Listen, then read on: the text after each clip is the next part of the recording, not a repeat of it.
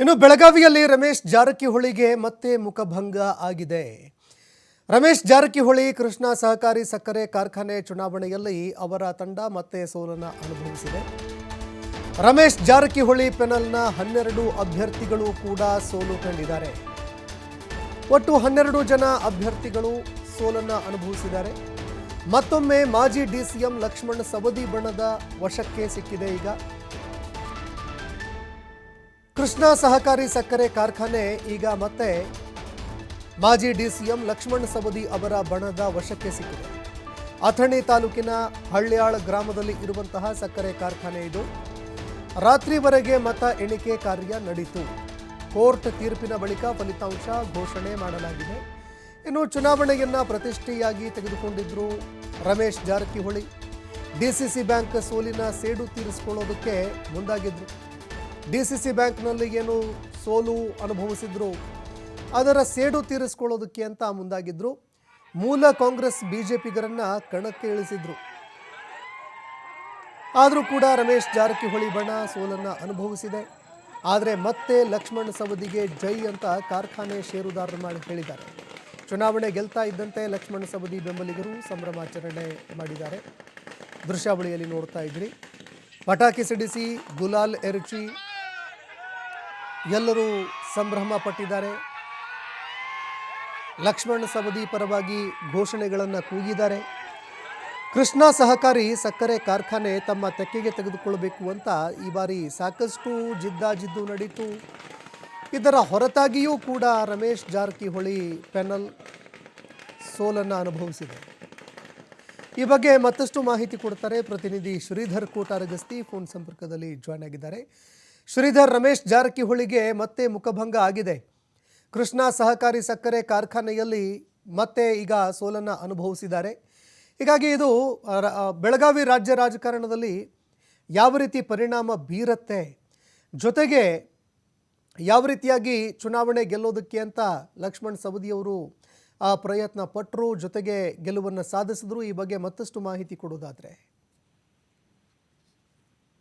ಸಂತೋಷ್, ಬೆಳಗಾವಿ ಜಿಲ್ಲೆಯಲ್ಲಿ ಪ್ರಭಾವಿ ರಾಜಕೀಯ ಕುಟುಂಬಗಳು ತಮ್ಮದೇ ಆದಂತಹ ಕ್ಷೇತ್ರದಲ್ಲಿ ತಮ್ಮದೇ ಆದಂತಹ ಹಿಡಿತವನ್ನು ಹೊಂದಿದ್ದಾರೆ. ಅದೇ ರೀತಿ ಮಾಜಿ ಡಿಸಿಎಂ ಶಾಸಕ ಲಕ್ಷ್ಮಣ್ ಸವದಿ ಕೂಡ ಅಥಣಿ ಮತಕ್ಷೇತ್ರದಲ್ಲಿ ತಮ್ಮದೇ ಆದಂತಹ ಹಿಡಿತವನ್ನು ಹೊಂದಿರತಕ್ಕಂಥದ್ದು. ಹಾಗಾಗಿ ಏನು ಡಿಸಿಸಿ ಬ್ಯಾಂಕ್ ಚುನಾವಣೆ ಸಂದರ್ಭದಲ್ಲಿ ಲಕ್ಷ್ಮಣ್ ಸವದಿ ವಿರುದ್ಧ ಮಹೇಶ್ ಕುಮಟಳ್ಳಿಯನ್ನ ಕಣಕ್ಕಿಳಿಸಿದ್ರು ರಮೇಶ್ ಜಾರಕಿಹೊಳಿ. ಅಲ್ಲಿ ಕೂಡ ರಮೇಶ್ ಜಾರಕಿಹೊಳಿಗೆ ಸೋಲಾಗಿತ್ತು.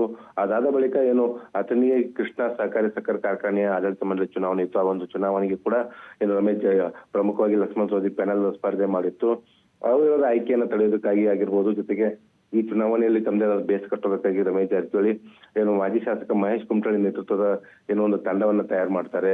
ಅದು ಕಾಂಗ್ರೆಸ್ ಮತ್ತು ಬಿಜೆಪಿಯಲ್ಲಿದ್ದಂತ ಏನು ಸೌದಿ ವಿರೋಧಿ ಬಣಗಳನ್ನು ಒಗ್ಗೂಡಿಸಿ ಚುನಾವಣಾ ಅಖಾಡಕ್ಕೆ ಇಳಿಸ್ತಾರೆ.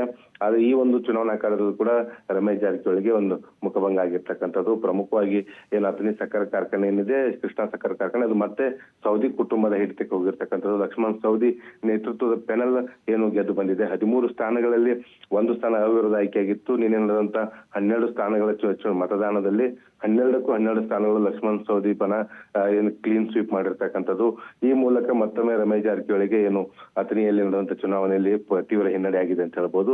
ಈ ಒಂದು ಚುನಾವಣೆ ಮುಗಿದ ತಕ್ಷಣವೇ ಫಲಿತಾಂಶ ಅಂದ್ರೆ ಅಧಿಕೃತವಾಗಿ ಫಲಿತಾಂಶ ಇನ್ನೂ ಕೂಡ ಪ್ರಕಟವಾಗಿಲ್ಲ. ಯಾಕಂದ್ರೆ ಸಂತೋಷ್, 2,000 ಮತಗಳೇನಿದಾವೆ, 2,000 ಮತಗಳ ಕುರಿತು ಕೋರ್ಟ್ನ ಮೊರೆ ಹೋಗಿದ್ರು. ಕೋರ್ಟ್ನ ಆದೇಶ ಪಡೆದು ಮತವನ್ನ ಚಲಾವಣೆ ಮಾಡಲಾಗಿದೆ. ಹಾಗಾಗಿ ಆ ಮತಗಳ ಮಾನ್ಯವೋ ಅಥವಾ ಅಮಾನ್ಯ ಅನ್ನುವಂತ ವಿಚಾರವಾಗಿ ಹೈಕೋರ್ಟ್ ತೀರ್ಪು ಕೊಡಬೇಕು. ತೀರ್ಪು ಬಂದ ಬಳಿಕವೇ ಒಂದು ಫಲಿತಾಂಶ ಪ್ರಕಟವಾಗಲಿದೆ. ಆದ್ರೆ ಏನು 12 ಸ್ಥಾನಗಳಿವೆ, 12 ಸ್ಥಾನಗಳು ಕೂಡ ಸೌದಿ ಬೆಂಬಲಿತ ಅಭ್ಯರ್ಥಿಗಳು ಭಾರಿ ಮತಗಳನ್ನು ಪಡೆದು ಮುನ್ನಡೆ ಕಾಯ್ದುಕೊಂಡಿದ್ದಾರೆ. ಹೀಗಾಗಿ ಲಕ್ಷ್ಮಣ್ ಸವದಿ ಪೆನಲ್ ಇಲ್ಲಿ ಗೆಲುವಾಗಿರ್ತಕ್ಕಂಥದ್ದು. ಈ ಒಂದು ಫಲಿತಾಂಶ ಹೊರಬರುತ್ತಿದ್ದಂತೆ ಏನು ಸೌದಿ ಬೆಂಬಲಿಗರಾಗಿರ್ಬೋದು ಏನು ಸಾಕಷ್ಟು ಸಂಭ್ರಮಾಚರಣೆ ಮಾಡಿದ್ರು. ವಿಶೇಷವಾಗಿ ಲಕ್ಷ್ಮಣ್ ಸವದಿ ಪುತ್ರ ಚಿದಾನಂದ್ ಸವದಿ ತೊಳೆ ತಟ್ಟಿ ಸೆಡ್ಡು ಹೊಡೆದು ಒಂದು ಸಂಭ್ರಮಾಚರಣೆ ಮಾಡುವಂತ ದೃಶ್ಯಗಳು ಸಾಕಷ್ಟು ಈಗ ವೈರಲ್ ಆಗ್ತಾ ಇದಾವೆ. ಯಾಕಂದ್ರೆ ಸಾಕಷ್ಟು ಜಿದ್ದಾಜಿದ್ದಿನ ಅಖಾಡವಾಗಿ ಇದು ಅಥಣಿ ಸಕ್ಕರೆ ಕಾರ್ಖಾನೆಯ ಒಂದು ಚುನಾವಣೆ ಮಾರ್ಪಟ್ಟಿತ್ತು. ಯಾಕಂದ್ರೆ ಲಕ್ಷ್ಮಣ್ ಸವದಿ ವಿರುದ್ಧ ರಮೇಶ್ ಜಾರಕಿಹೊಳಿ ಸಾಕಷ್ಟು ವಾಗ್ದಾಳಿಗಳನ್ನು ನಡೆಸಿದ್ರು. ಆ ವಾಗ್ದಾಳಿಗೆ ತಿರುಗೇಟು ಕೊಡುವಂತ ಕೆಲಸವನ್ನ ಸ್ವತಃ ಲಕ್ಷ್ಮಣ್ ಸವದಿ ಮತ್ತು ಆತನ ಪುತ್ರ ಚಿದಾನಂದ್ ಸವದಿ ಕೂಡ ಮಾಡಿದ್ರು. ಹೀಗಾಗಿ ಜಿದ್ದಾಜಿದ್ದಿನ ಏನು ಫೈಟ್ ನಡೆದಿತ್ತು ರಮೇಶ್ ಜಾರಕಿಹೊಳಿ ವರ್ಸಸ್ ಲಕ್ಷ್ಮಣ್ ಸವದಿ, ಈ ಒಂದು ಚುನಾವಣೆಯಲ್ಲಿ ಈಗ ಲಕ್ಷ್ಮಣ್ ಸವದಿಗೆ ಮೇಲುಗೈ ಆಗಿರ್ತಕ್ಕಂಥದ್ದು. ಅಥಣಿ ಕ್ಷೇತ್ರದ ಮತದಾರ ಆಗಿರ್ಬೋದು, ಮತ್ತೊಮ್ಮೆ ಲಕ್ಷ್ಮಣ್ ಸವದಿ ಕುಟುಂಬದ ಬೆನ್ನಿಗೆ ನಿಂತಿರ್ತಕ್ಕಂಥದ್ದು ಈ ಒಂದು ಚುನಾವಣೆ ಫಲಿತಾಂಶದಿಂದ ಗೊತ್ತಾಗುತ್ತೆ ಸಂತೋಷ್. ಧನ್ಯವಾದಗಳು ಶ್ರೀಧರ್ ನಿಮ್ಮೆಲ್ಲ ಮಾಹಿತಿಗೆ.